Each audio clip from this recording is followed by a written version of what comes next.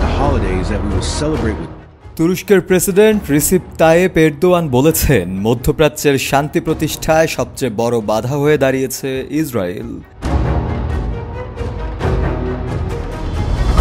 যুক্তরাষ্ট্র ও ইরানের মধ্যকার সম্ভাব্য নতুন পারমাণবিক আলোচনার প্রাক্কালে ইসরায়েলের হামলার উদ্দেশ্য ছিল সে আলোচনা প্রক্রিয়াকে বানচাল করা, এমন মন্তব্যও করেছেন তিনি।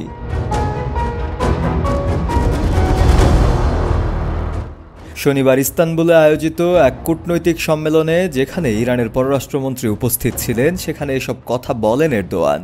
তিনি ইসরায়েলের সাম্প্রতিক হামলাকে সরাসরি ডাকাতি আখ্যা দিয়ে তীব্র নিন্দা জানান এবং বলেন ইসরায়েল গোটা মধ্যপ্রাচ্যকে অস্থিতিশীল করতে চায়।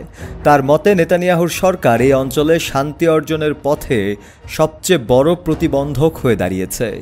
এরদোয়ান আরও বলেন, 13 জুনের ওই হামলা আসলে ছিল ইরান যুক্তরাষ্ট্র আলোচনাকে দুর্বল করার উদ্দেশ্যে চালানো একটি পরিকল্পিত পদক্ষেপ। অন্যদিকে জেনেভায় ইউরোপীয় প্রতিনিধিদের সঙ্গে বৈঠকের পর শনিবার ইরানের পররাষ্ট্রমন্ত্রী আব্বাস আরাকচি তুরস্কের কূটনৈতিক আলোচনায় অংশ নিচ্ছেন।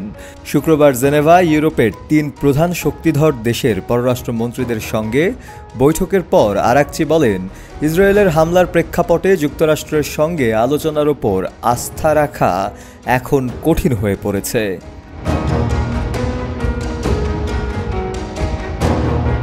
এনবিসি নিউজকে দেয়া এক সাক্ষাৎকারে তিনি বলেন, আমাদের এখন মনে হচ্ছে ইসরায়েলের এই হামলা আসলে চলমান আলোচনা আড়াল করার একটি চাল ছিল। এটি কূটনীতির সঙ্গে বিশ্বাসঘাতকতা।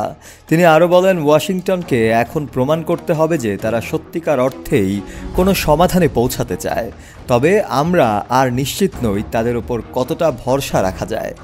অন্যদিকে শুক্রবার রাতে ইরানের পররাষ্ট্রমন্ত্রী তুরস্কে পৌঁছান এবং শনিবার ইস্তানবুলে 57টি মুসলিম দেশের জোট ইসলামী সহযোগিতা সংস্থা ওআইসি এর জরুরি বৈঠকে যোগ দেওয়ার কথা রয়েছে তার।